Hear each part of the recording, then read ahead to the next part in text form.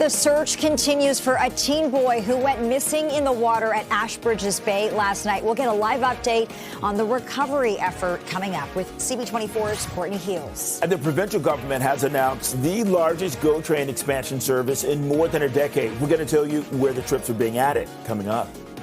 And ATU Local 113, that's the union representing over 12,000 frontline TTC workers, is taking the first step toward strike action. We'll talk to the union president straight ahead.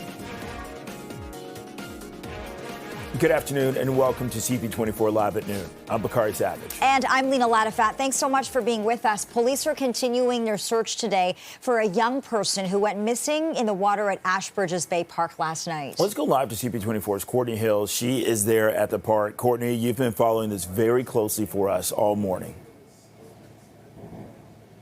That's right. And the latest we're hearing, there is going to be an update from police on the search for this missing teenager in about 1 hour from now. So 1 o'clock, we'll hear from Toronto Police. They've been here at the scene overnight into this morning. And I will say, guys, it's gotten pretty quiet here in the last little while. So we will be getting some more information on where things stand. Very tragic news, though. What we're hearing from emergency crews, they say they were called here at about 6 o'clock yesterday over reports of a teenage boy who was in the water. He needed help. We also know an adult and another young boy jumped in to try and help, and they weren't able to get help to that teenager. They were found on shore by emergency crews. The young boy who tried to help taken to hospital, Sick Kids Hospital, with minor injuries. We can tell you CTV News has talked to the father of that boy. So that's the young boy who tried to help. Here's what the father has to say about the circumstances here. Son's, he's been all night telling me that, what can we do? Can we go and do something for him? He's feeling that he could have done little more to get his friend back. He's just crying, and yeah, we are all in a deep shock. He was, I mean, more than a friend, he was like his brother actually. So you get a sense of just how incredibly difficult this is for friends of this young boy who was last seen in the water last night at around 6 o'clock. We don't know the circumstances here, guys. We don't know if perhaps this teenager fell into the water, was swimming. We've heard from a lot of residents who are also really, really upset about this, telling us that area at Ashbridge's Bay Park can be quite dangerous. The water obviously very cold right now, but also saying the current can be strong. So we're hoping to get some more answers on what unfolded here from police. The investigation continues. Of course, 1 o'clock, there will be a live update from investigators. Over to you. Okay, CP24's Courtney Hills live from Ashbridge's Bay Park.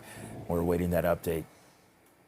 Well, a strike by academic workers at York University, it could soon be over. CUPE says a tentative deal was reached last night, and more than 3,000 instructors, teaching assistants, and graduate assistants have been off the job since the end of February. Wages and job stability are the main sticking points. Details of the agreement haven't been released. Now, Erin McIntosh, a teaching assistant at York and spokesperson for CUPE 3903, joined us with more on this tentative deal. A decision to go out on strike is not one that I think workers or people ever take lightly. It takes a huge amount of dedication into hard work, and I think that why at this moment now, we're just so proud of every single member who has been out on the picket lines in the rain, in the snow, really fighting for what is both deserved and necessary to create a better York University for all of us in the community. And airline catering workers at Pearson Airport are poised to go on strike tomorrow. The union, representing more than 800 Gate Gourmet employees, say that talks have broken down and a strike is inevitable. And Teamsters Local 647 says that a strike would mean less or no food on a quarter of all flights out of Pearson. Wages are the key sticking point in negotiations, with the union saying that its members are struggling with the cost of living. The provincial government has announced the largest GO train service expansion in more than a decade. And for the latest, let's go live to CP24's Beatrice Vaisman, who's literally connecting the dots on this announcement for us. Beatrice? Connecting the dots, connecting the stops, Bakari, for commuters, this is great news. Not a single commuter that I've spoken to didn't agree with the fact that we need more transit service, quicker transit service, more frequent transit service to help people get around, commute in and out of the city and between transit lines a lot quicker. Today, the Premier was out in Milton announcing that there's going to be 300 new weekly trips along different train routes across the GTHA. This is the Kitchener line, the Lakeshore West line, the Milton line, Lakeshore East, Kitchener, Stouffville lines. This is an increase of 15% in weekly trips along those lines specifically. And then, of course, we also know Up Express commuter trains or express trains, every second one between Union and Pearson will be direct. So it'll give people a chance to get around more fast, let's say, and more conveniently, giving people more options. The students I've been talking to say, look, when we have an exam, it's good to have more flexibility as to when I get to actually go to my university to take my exam. For people that need to make it to work, obviously a great thing as well. Here's more from the Premier out in Milton. This means more options and greater convenience on Milton, Lakeshore West, Lakeshore East, Kitchener, Stouffville, and the Up Express lines. We're adding evening train service on the Stouffville line. For those traveling to and from the airport, every second Up Express train will soon be non-stop between Union Station and Pearson Airport. And so why was the Premier out in Milton today specifically? Well, there is a by-election on the horizon out in that riding. A PC MPP has opted to go give it a kick at the can at federal politics, and so now there is a seat to be filled. So May 2nd, voters will go to the polls, and of course the Premier courting every last voter he can get. The Liberals coming out with an attack this morning saying Doug Ford has found Milton on a map because of this by-election, and the Greens simply saying it leaves people out in Kitchener behind, that people in Kitchener, Guelph are not getting the full all-day two-way service that they should have had 10 years ago. So good news for commuters, and we'll see what the politics spell coming up in just over 2 weeks out in Milton. Back to you. Okay, CP24's Beatrice Vaisman live. Thanks a lot. Well, long-term construction is now underway on the Gardner between Dufferin to Strawn. The eastbound lane already closed, while the westbound closure that was originally scheduled to happen last week but was postponed until yesterday because of the rainy weather. There will be intermittent overnight closures of a second lane in either direction. The lane reductions are expected to remain in place until at least mid-2027. Officials say the highway will reopen briefly during the 2026 FIFA World Cup. The first carbon tax rebates of the year are going to be going into bank accounts starting today. Ontarians who file their 2023 taxes by March 15th can expect to receive the first of 4 payments. Anyone who filed their taxes since then can expect their first rebate by mid-May. And those who file after today will have to wait until June or July. And going back to one of our top stories, the biggest expansion of GO train service in more than a decade. Right now, we're joined live by Anne-Marie Akins, executive consultant with AMA Communications. Anne-Marie, thanks a lot for joining us this afternoon. So where is the greatest need for increasing service across the entire transit line? And does today's announcement address that? Well, I think today's announcement is, first off, it's been coming for a very, very long time. I know that it was a goal of the Liberals 2 decades ago, and it began. Work has been underway. And this is just another step in their plan to expand transit across the region. And it is really needed in every line because people have moved, especially during the pandemic. They have moved to outside the city core, but they still often are commuting into the city, whether it's for work or if it's for play. And you mentioned that this was a goal of the Liberals 2 years ago. How are decisions like this made, where to increase service, and how frequently? Is there a target as to how full GO needs a train to be measured in order for increasing service? Well, this was a goal 2 decades ago. I don't know if you recall something called the Big Move. That was the first plan that included GO expansion. And that was the goal, was to have the GO service, which was considered a commuter service, you go in and you come home with it, to have it as an everyday commuting option like we would the TTC. So you kind of look at it as, I don't need to check the schedule. I just go to a GO station and there'll be a train there coming along pretty soon. And so that's been a goal. And to do that, you can't just do that magically. You have to build the tracks. You have to negotiate agreements with the freight companies. You have to, encourage staff and train staff. And there's a lot to do in order to make it happen, including electrification, which at this is still a goal at this point, as I understand. But that takes a lot of work as well. Okay, and speaking of a lot to make this happen, we're talking about people's everyday lives, commuting, but also politics at play here. Can you talk about how all of that comes together at this intersection? Forgive the pun.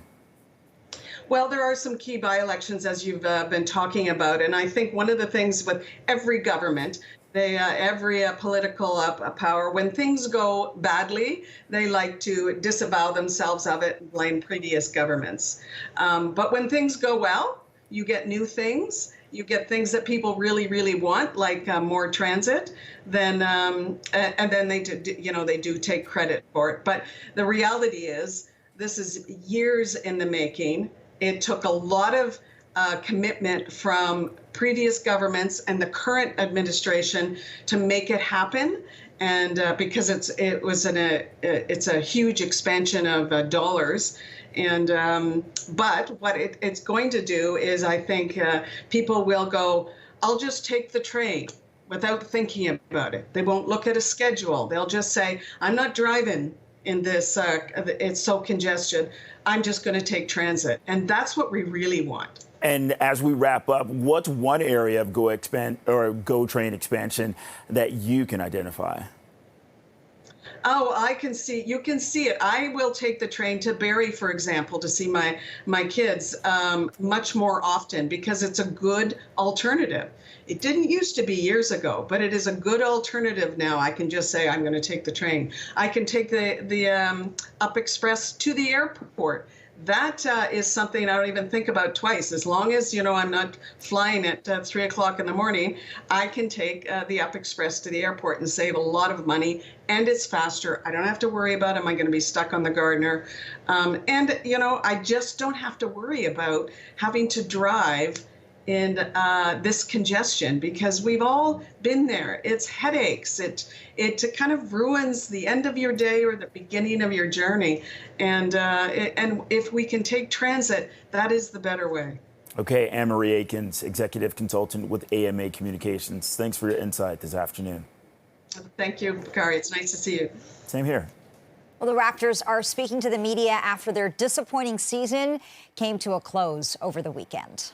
And ultimately, we want to thank, as I mentioned earlier, all the fans, best fans in the NBA. Toronto lost its final game 118-103 to Miami on Sunday, finishing the year with a 25-57 record. The season featured a lot of injuries down the stretch, leading to 19 losses in the last 21 games. It was brutal. There were also plenty of roster turnover, with mainstays like Pascal Siakam and OG Anunoby traded mid-season. It's definitely been like a little bit of a frustrating process for me. If I just look back at like whatever happened for me this season since January, like I barely played any games. Like there was first one injury, then like it was looking well. Like I think we were looking good as a team, and then like going down with the second injury for the rest of the season was a little bit frustrating. And yeah. Us not playing well during those times and then like just being stuck on the sidelines was a little bit frustrating. And now the focus shifts to the NBA draft lottery. If the Raptors land in the top 6, it means they'll keep their draft pick. If not, the pick will go to the San Antonio Spurs as part of the Raptors trade for Jakob Poeltl. The NBA draft lottery is on May 12th. And coming up next on CP24 Live at noon, we're going to speak to the head of the union for the majority of TTC workers about taking the first steps towards strike action. And the union representing over 12,000 frontline TTC workers is taking the first step towards strike action. ATU Local 113 says it has filed a request with the Ministry of Labor to have a conciliator appointed as negotiations continue. And for more on this, we're joined live by the union's president, Marvin Alfred. Thanks so much for joining us and making time for us here on CP24. This is the union's first step towards strike action. Tell us how you got here and what is the latest?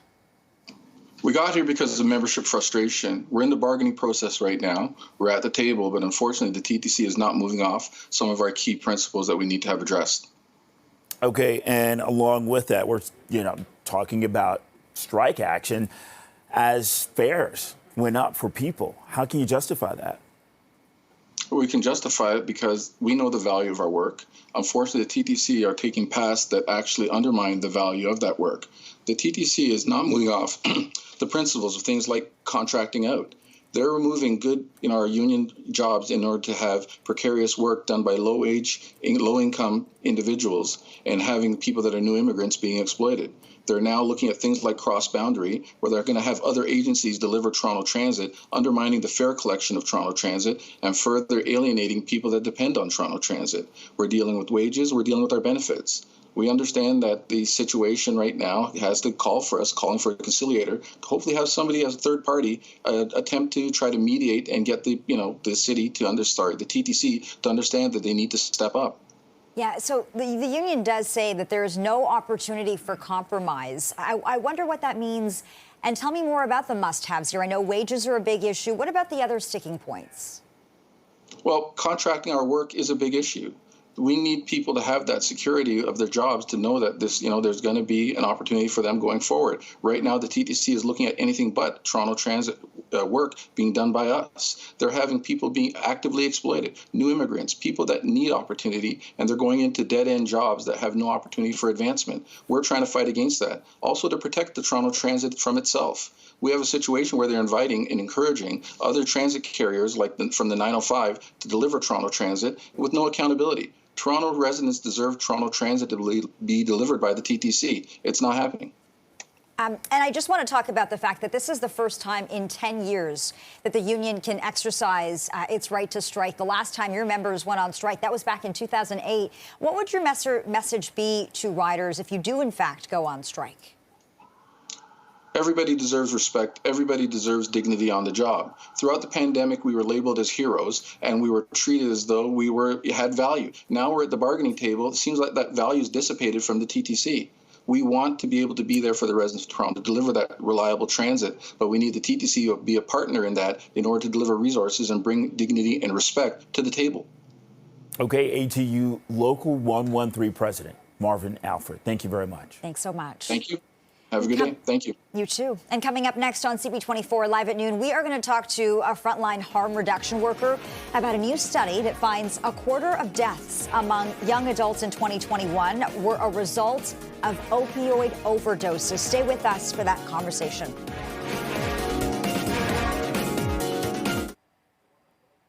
Welcome back. A new study is highlighting the deadly impact of opioids on young adults in Canada.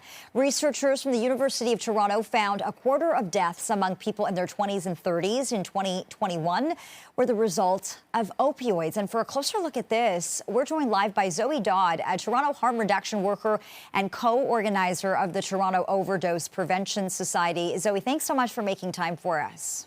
Yeah, thank you for having me on.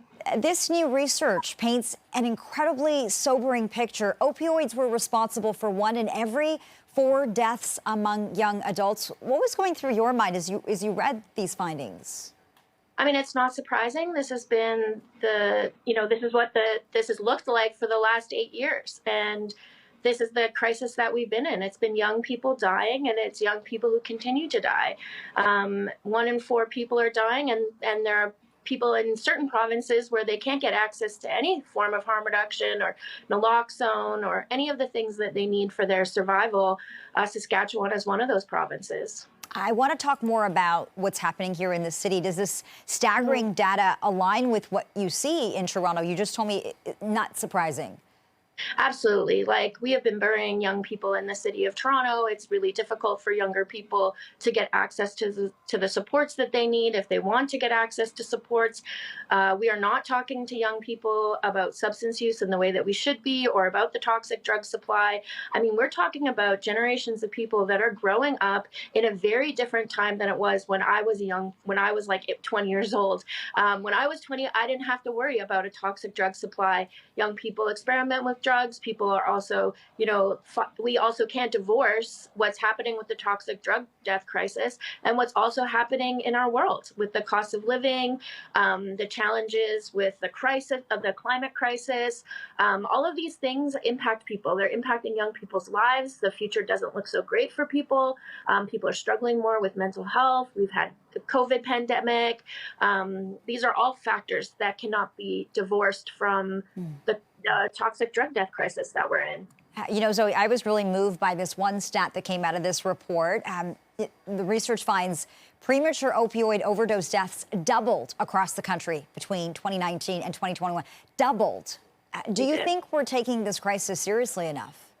We have never taken the crisis seriously enough. There have been people like myself and others who have been saying that we haven't been doing enough on a federal level, on provincial level. Provincial governments are handed healthcare dollars, which they do not use to address the overdose crisis. Here in the province of Ontario, we do not have an overdose task force.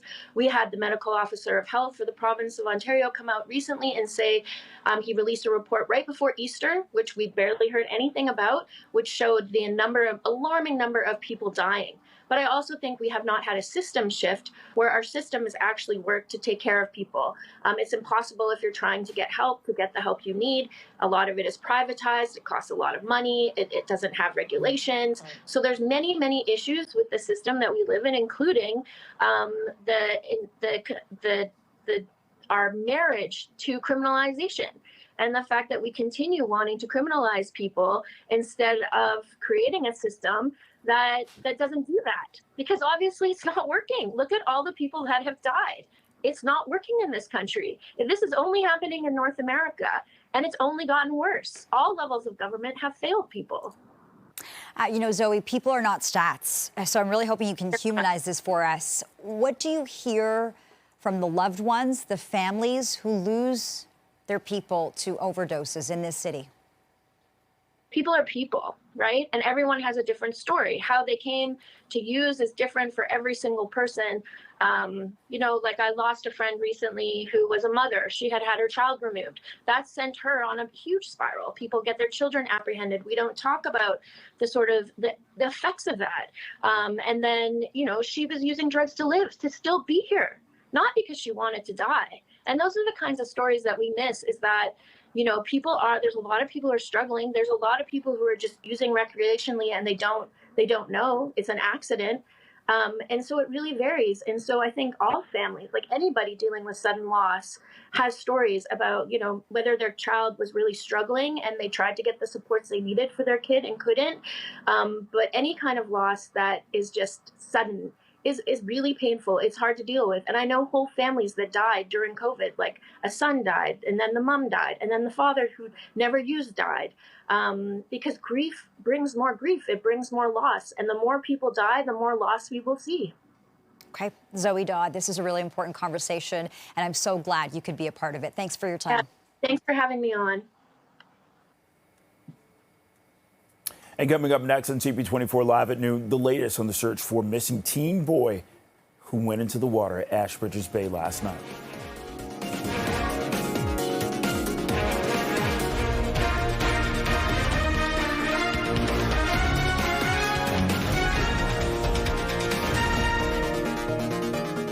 And the search continues for a teen boy who went missing in the water at Ashbridge's Bay last night. We're going to have a live update on the recovery effort from Courtney Hills coming up. The provincial government has announced the largest GO train service expansion in more than a decade. We'll tell you where the trips are being added coming up. And ATU Local 113, the union representing over 12,000 frontline TTC workers, is taking the first step towards strike action. Good afternoon and welcome to CP24 Live at Noon. I'm Lena Latafat. And I'm Bakari Savage. Charges have been laid against a man accused of stabbing a Toronto police officer. 27-year-old Gabriel Escairo is facing 10 charges, including 2 counts of attempted murder. The stabbing happened Friday outside of a Tim Hortons near College and Lansdowne. The Special Investigations Unit, that's the province's police watchdog, says officers tried to take the suspect into custody under the Mental Health Act when a struggle ensued and an officer was stabbed and the suspect was shot. Both suffered serious injuries and they are recovering in hospital.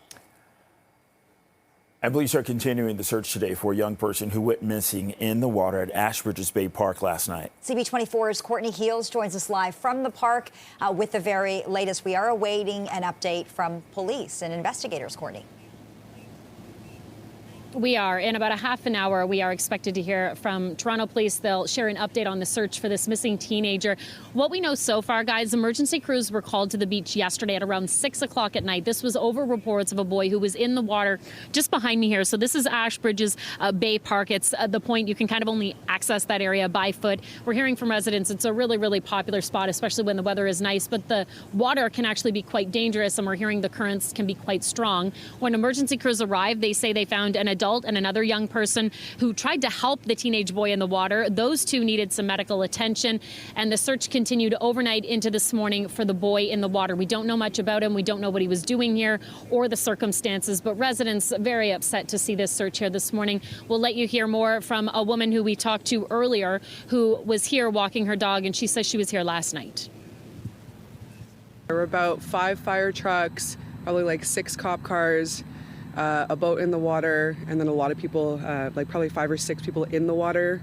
I don't know if they were dredging or what they were doing, but and then a lot of people on the shore as well by the rocks over there. Did it look like they were trying to help? Did you get a sense that there was like an emergency? We're hearing a teenager went in the water. And yeah, I don't know what actually happened, but yeah, it just looked like it was a big emergency operation, and that a lot of the services were here just trying to do something.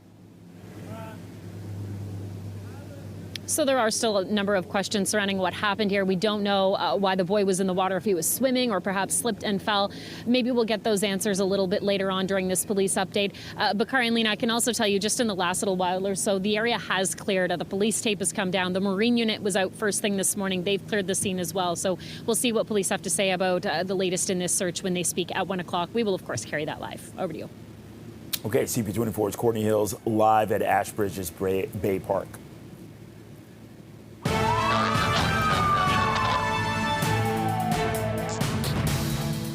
And we have breaking news coming into our newsroom now. Toronto fire crews are responding to a fire at a condo at York and Bremner. That's in downtown Toronto, of course. Let's go live to CP24's Beatrice Vaisman, who just got on the scene. Beatrice, we are looking at footage of smoke coming from this building right now. Yeah, certainly, Bakari. Smoke, I can see flames on the balcony here as well. This is 14 York Street, right at York, between Bremner and Lakeshore. A massive response by Toronto Fire here to try to tackle this fire. Again, there are flames coming from this balcony. Initial reports was that this was 14th, 15th floor. I haven't talked to any of the district or platoon chiefs that are here on scene, and there are many coordinating the response to this at this point. Bakari and Lena, we don't know at this point if anyone's injured. We quite literally were just up at Union Station and started to hear the fire trucks screaming past us, and so we came down to check what was going on, and so now we see exactly what's happening here. Heavy smoke, flames on the balcony. This is a 71-story high-rise. This is still really, really early. We don't know if anyone's injured in this fire or obviously what caused it, but we can see water being poured onto it as well on the balcony. So it seems as though firefighters did make their way into the building, up to the floor where this fire is happening, and they're putting water on it. There's also, and I can see it now, glass falling from this balcony as well where the fire is happening. And so police have cleared the east side of York Street to prevent anyone from walking, obviously so that the glass doesn't fall onto anyone walking at street level below, as firefighters by the dozens right now, Lena and Bakari, are here at this building trying to get the situation under control. Obviously, when there's a high-rise fire, there is an incredible fire response. And here we see another command vehicle arriving here at the scene. There's typically an incredible response from fire just because of the sheer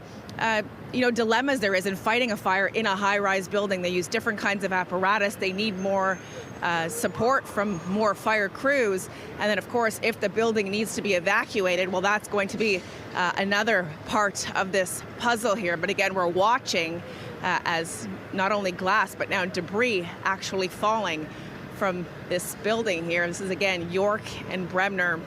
Just by a quick count here, at least a dozen fire trucks here, the emergency response unit here, various command vehicles, police, obviously a heavy response as well, trying to clear the area underneath this balcony, Bakari and Lena, where firefighters are trying to put this fire out. Chopper 24 now over the air. But as we were approaching down York Street, right away I could see this heavy black thick smoke billowing out of this unit. Again, this is a 71-story building here on York Street between between Bremner and Lakeshore. And there are hundreds of people out here on ground level as well, just watching first responders do their work. Obviously not something we see, and thankfully not something we see very often here in the city, but fire crews now doing their due diligence to try to get this out as quickly as possible to extinguish it.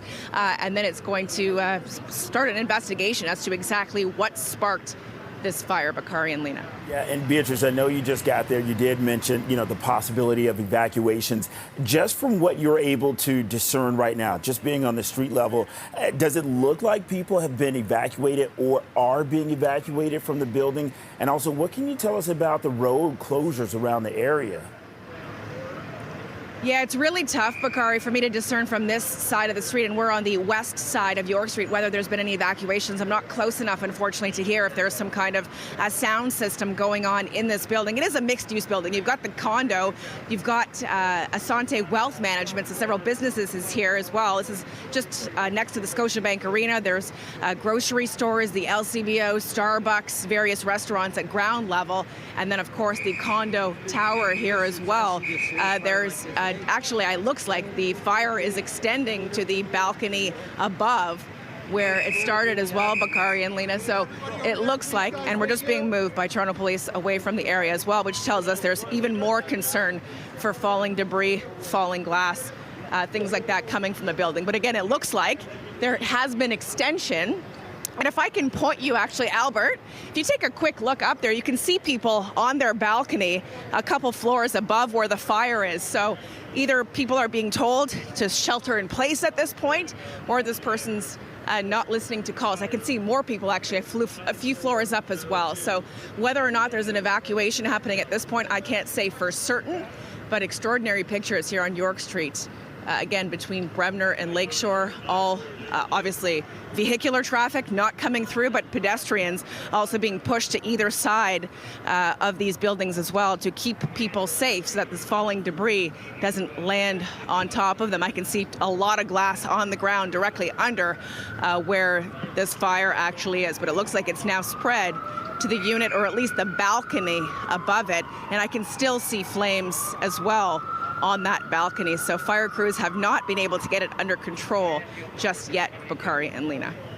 Okay, clearly a fluid and active situation, and we'll continue to check in with our Beatrice Faisman, who is live at the scene of this fire by York and Bremner in downtown Toronto, a really busy part of the city as well. Beatrice, thanks so much. Well, a strike by academic workers at York University could soon be over. CUPE says a tentative deal was reached last night. More than 3,000 instructors, teaching assistants, and graduate assistants have been off the job since the end of February. Wages and job stability are the main sticking points. Details of the agreement have not been released. Erin McIntosh, a teaching assistant at York and a spokesperson for the union, joined us with more on this tentative deal. Bill 124 had our wage increases capped at 1% for the last 3 years, and this is during a time of record high inflation. So our members before the strike were already living paycheck to paycheck, some members having to rely on food banks. To address this sort of economic inequality or injustice that's at place, it's going to take a long time to fully to make up for, but we're definitely fighting and making meaningful improvements in order to make things a little bit easier on people, because Toronto is one of the most expensive cities in Canada. Well, airline catering workers at Pearson Airport are poised to go on strike tomorrow. The union, representing more than 800 Gate Gourmet employees, says that talks have broken down and strike is now inevitable. A Teamsters Local 647 says that a strike would mean less or no food on a quarter of all flights out of Pearson. Wages are a key sticking point in negotiations, with the union saying that its members are struggling with the cost of living. And the union, representing over 12,000 frontline TTC workers, is taking the first step toward strike action. ATU Local 113 says it has filed a request with the Ministry of Labor to have a conciliator appointed as negotiations continue. The union says the TTC refuses to meet key priorities, including job security, wages, and benefits.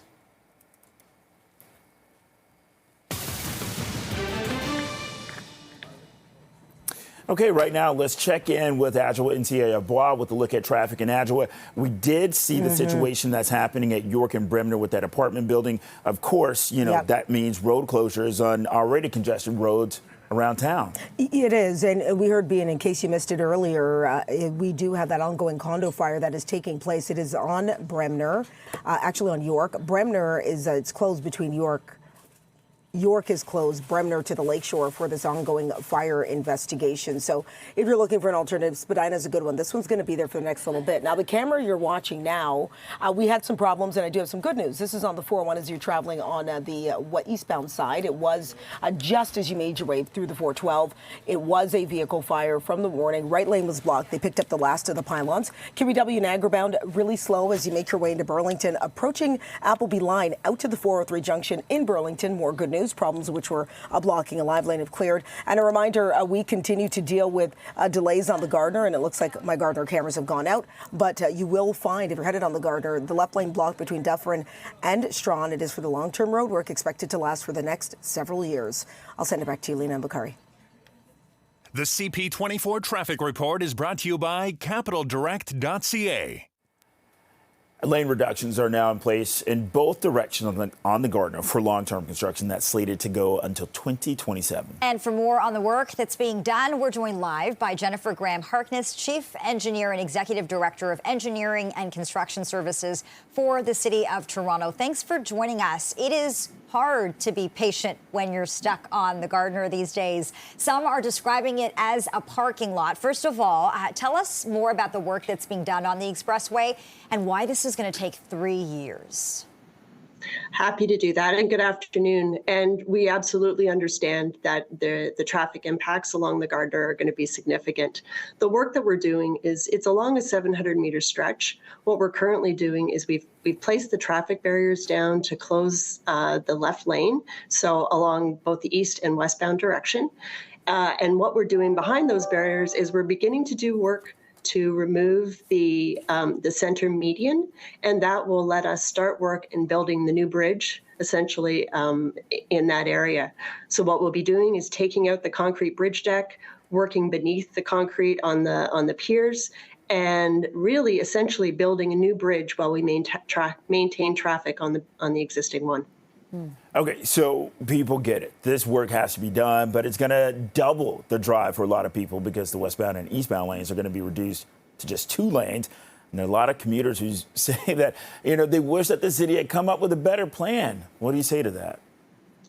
So the plan that we've developed, we're rebuilding a new bridge essentially when we're replacing the Gardner, and we're building a new bridge while we're maintaining traffic. The plan is that we're going to be doing it as quickly as possible by having those lanes closed down. We actually get to do rapid construction of that bridge deck in the work area. We do recognize it's going to take 3 years to build.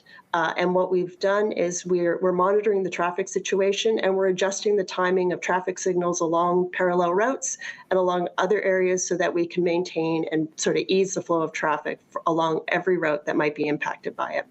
Jennifer, we are getting lots and lots of feedback from our viewers who are drivers and commuters as well. And one person points out that this is being done during such critical hours in the day. Was there another way to look at mitigating the impact? And is the city willing to take another look if something doesn't work? This is about building a new bridge. So when you're pouring concrete, you have to place concrete barriers in place. And once those lanes are closed down, we then get to work behind the scenes and install the concrete in and build the bridge deck. So there's not much we can do in terms of the lane closures that we need. It has to occur in order to keep the bridge safe and to get the work done as quickly as possible. Okay, so how has the city been working with and communicating with GPS apps in terms of getting people around all of this to get them to where they have to be without too much of a delay? Well, I'm glad you mentioned that. In fact, I used it this morning to come into work. I came from the west and came into downtown, and my GPS, I followed an app, and it brought me in, and it told me exactly the time that I get to my destination, which was great, and it directed me along various routes. So we are, the information is there for the apps, and the information is there in terms of our traffic operations center and being able to adjust signal timing and to adjust things in order to try to ease things as much as possible. We know the traffic is going to be significant, and so we are doing everything we can to ease congestion while this work goes on. Okay, Jennifer Graham-Harkness, Chief Engineer and Executive Director of Engineering and Construction Services with the City of Toronto. Thanks for making time. Yeah, thanks a lot. Thank you. And coming up next on CP24 Live at noon, we're going to bring you an update on the breaking news that we're following a condo fire at York and Bremner. We're going to be going live to CP24's Beatrice Vaisman. That's next, and we leave you with a live look at the scene right now.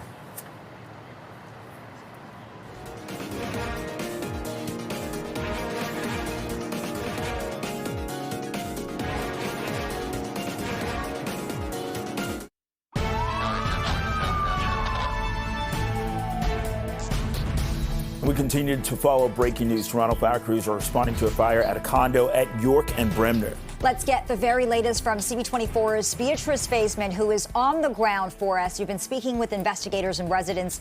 What can you tell us, Bea? I have, Lena. I just actually spoke with the district fire chief, Leonard Holder, here with Toronto Fire. He tells me, thankfully, no injuries reported. So that is the good news of this fire. At this point, it looks like fire crews have been able to extinguish it. We're seeing white smoke now coming off of the balcony here of this condo tower. This is a 71-foot condo tower here on York Street between Bremner and Lakeshore. So again, white smoke we're seeing coming off of the balcony of this unit. As far as the district chief tells me, he believes the fire actually ignited on that balcony, that there doesn't appear, at least at the first blush of this investigation, to have ignited anywhere inside the condo. And then we also stood here and watched as glass was falling, along with some debris from that balcony as well. And so that's why you see these immense road closures as well, and why police officers actually pushed the crowd to the west side of the building entirely, because there was falling glass. They didn't want anyone to get injured by debris coming down on top of them. So again, no injuries, thankfully, to report. We can still see the firefighters actually on that balcony right now. And you might notice the balcony directly above it. There was some glass that was shattered as well on that balcony. The heat broke the glass on that balcony above, so there was some extension to that second balcony, and then you can see some of just the black smoke outline on the balcony above it as well. When it comes to whether there was any evacuations in place in that building, we watched live as there was people coming out onto their balconies several floors up to take a look. I talked to some of the people who work at CI Asante, a business on the in that same building as the condo tower as well. They told me there was no evacuation order given to them, but the fire alarms did go off, and most of the workers there obviously decided to evacuate when they looked up out of the window and saw this black smoke billowing out of it. This was a second alarm fire, which is typical for high rises because it triggers a more fulsome response. More crews arrive, different kinds of apparatus in case firefighters need to tackle it from different directions, and in case they need to rescue people from units as well. Thankfully, that did not have to happen, but a second alarm automatically triggers some 10 to 12 fire trucks and crews to arrive here at the scene. So it looks like, thankfully, the situation when it comes to the fire specifically under control. No injuries to report, but the road closures, they remain in effect here on York Street, Bakari, between Bremner and Lakeshore. Okay, and also, Beatrice, earlier, you actually showed us live on TV people who were walking out on their balconies just above where we saw all of this smoke come from. Did you see other people walking out on their balconies? And I mean, again, going back to what you were just saying, talking to other people, there weren't evacuations in place. No, it doesn't appear there were. Certainly I could hear the fire alarm, Bakari, so I imagine, and it would be part and parcel with the fire code at any high-rise. Do you have working smoke and fire alarms? They get checked multiple times a year. I could hear something ringing, so obviously the alarm's seemingly working in this building, which would have alerted people to the fact that there's something going on. I'm sure a lot of people not home in the middle of the day, 12:30 in the afternoon, this fire breaks out, but I can tell you people were looking out of their windows, whether from the units, buildings nearby, or from an office building across the street as well, the PwC building, Price Waterhouse Cooper across the street. People there looked up and saw smoke, black smoke, billowing out of the sky, so they got out of their buildings as well, just as a precaution, because people didn't know what was going on. So here we are. The situation, as far as it comes to the fire, now looks to be slowly resolving. And again, thankfully, the silver lining here, the best news we can report here on CP24 in the midst of this kind of active chaos as we were following it at 12:30. No injuries here in this fire. Back to you guys. Yeah, right during lunchtime. CP24's Beatrice Vaisman live at York and Bremner at a condo fire. Thank you. And the Donald Trump hush money trial has begun in New York today with jury selection. Trump has pleaded not guilty to 34 felony counts of falsifying business records, part of an alleged effort to keep salacious stories about his personal life from emerging in 2016. And for a closer look at this, we're joined live by American historian Alan Lichtman. Alan, thanks so much for joining us. It's good to see you. You know, you and I have talked a lot about firsts for Donald Trump on this show. Here's another one for you, and you know this very well. Donald Trump is the first ex-president to go on trial for criminal charges. I wonder what is running through your mind as you watch history unfold in America today. He not only is the first former president to go on criminal trial, he is the first major party candidate to go on criminal trial. So this is something extraordinary in the 200-year-plus history of our republic. Now, I'm not blaming you because it's widespread in the media. It is not a hush money trial. He is not on trial for paying hush money. It's an election and tax fraud trial. He is on trial for falsely reporting the hush money as though it were a business expense to defraud the American electorate and defraud the government. And in that sense, it's vastly more serious than just paying hush money. And it's similar to the other things he's being on trial for, essentially trying to manipulate illegally election results. You know, if this was anyone but Donald Trump, this would be the trial of the century. And commentators were saying, you know, if he's guilty, it would utterly disqualify him for the presidency or even for the office of dog catcher in the United States. And it makes no difference that he may be accused of more serious things. This trial is serious unto itself. Okay, so that brings me to my next question. Donald Trump has pleaded not guilty, but if he is found guilty in this criminal trial, can you talk about the consequences here, if there are any, from a criminal standpoint, but also a political one? First of all, the most immediate conceivable consequence is whether or not he gets sentenced to jail or prison. He could be sentenced up to 4 years or simply sentenced to probation or house arrest. Secondly, this will critically affect the presidential election. Those who believe it won't have their head in the sand. You know, a big chunk of diehard Republican primary goers have said that if Donald Trump is convicted of a serious felony, that would disqualify him for the presidency. Well, obviously not all of them are going to follow up on that. But presuming the race is tight, even a small defection would be fatal to Donald Trump. It just may be too much, particularly for people on the fence who are leaning, you know, one way or the other, to vote for someone who is a convicted felon, particularly someone, if in fact he is sentenced to prison. I want to get your thoughts on another thing, Alan. Donald Trump could testify. He says he's thinking about it. And that could open the door to a lot of embarrassing questions for the former president, questions about his sex life. Do you think America is prepared for that conversation? I think America is very much prepared for that conversation.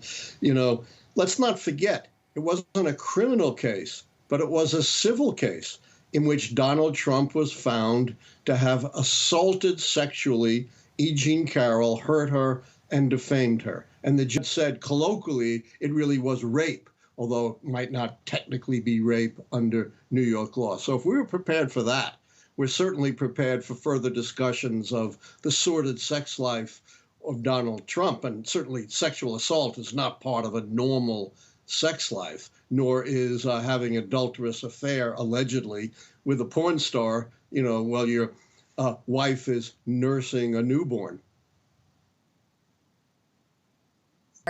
American historian Alan Lichtman, good to be with you. Thank you.